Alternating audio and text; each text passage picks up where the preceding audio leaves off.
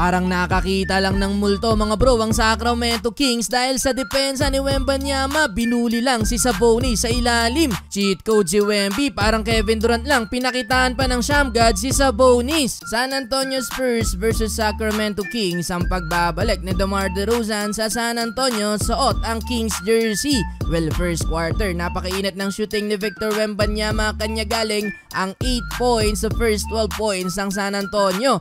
Ala Kevin Durant kung bumitaw si Wemby mga bro, no hesitation, dalawang tres dyan ang naipasok ni Wemby. Nakatikim pa ng lockdown defense sa ilalim si Sabonis, di makaubra sa haba at bilis ni Wemby. Ganda na sana ng galaw dito ni Sabonis pero grabe yung pag-recover ni Wembanyama sa depensa, inabot pa din ng tira. Kaya naman after nyan, sa labas na nagsettle si Sabonis, di na inatake ang depensa ni Wemby sa ilalim. Alien talaga tong si Wembanyama mga bro, pinakitaan pa ng Shammgod si Sabonis, halfway mark, lamang pa ng 3 points ang San Antonio, 18-15. Yun nga lang, nung inilabas etong si Wemby, dito na nakalamang ang Sacramento. Pamatay ang mid-range ni DeRozan, 6 points sa first quarter, habang si Sabonis ang leading scorer ng Kings with 8 points, 26-22. Sacramento up by 4. Second quarter natin good start para sa home team, na 5-2 nating run sila ng visiting team. Na turnover pa ni Wemby ang bola, na uwi sa dunk ni Fox, pero buti na lang nakabawi din agad ang San Antonio. Grabbing vision ni point guard Chris Paul sa play na to, easy dunk ng teammate.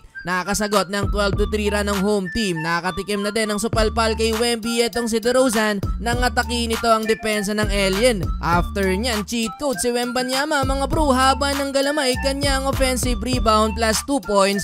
Pero di pa tapos dyan si Wemby, heto in transition again, no hesitation sa tres, biglang bumitaw ng tira ang Alien, konti na lang nasa logo na. Di pa nakontento sa isa si Wemby at dumalawa pa mga bro, same spot, same result. Pang-apat na tres na yan kay Wembanyama. 16 points na para kay Wemby, samahan pa yan ng 7 rebounds at 5 assists. Final minute, kumanapan ng late run ng San Antonio. Back-to-back basket para sa rookie na si Castle at panapos na tres ni Chris Paul at the buzzer. Sukat na sukat ni CP3 ang oras mga bro, natapos ang halftime, lamang ng 5 ang San Antonio, 60-55. Third quarter, di pa din makaubra sa ilalim si Sabonis. Sinungkitan lang ng rebound ni Wemby sa play na to mga bro, sabay dakdak. Nahingi pa ng foul ang Alien. After niya, napituan pa ng offensive foul si Sabonis. Nag-sacrifice ng katawan doon si Wembanyama. Well, lamang na ng double digit ang San Antonio.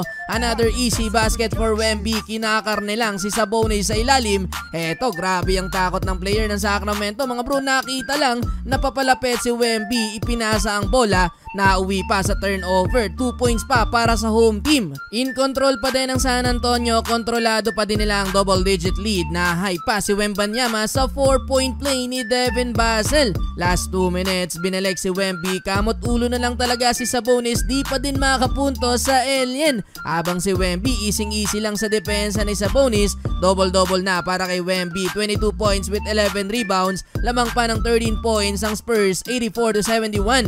Well, fourth quarter, tuloy ang hot shooting ng Spurs beyond the arc. Pang 5 tres na ni Wemby mga bro, magbe-20 na din ang tambak ng home team. Butata pa ang inabot ni Fox kay Wemby sa ilalim. Inalat sa labas ang Kings, malabat siya naman ang butas ng rim para sa Spurs, kaya naman napanatili na ng San Antonio ang lead hanggang sa hindi na nakabalik pa ang Sacramento Kings. Sa uli mga bro, panalo ang San Antonio sa likod ng double-double ni Victor Wembanyama.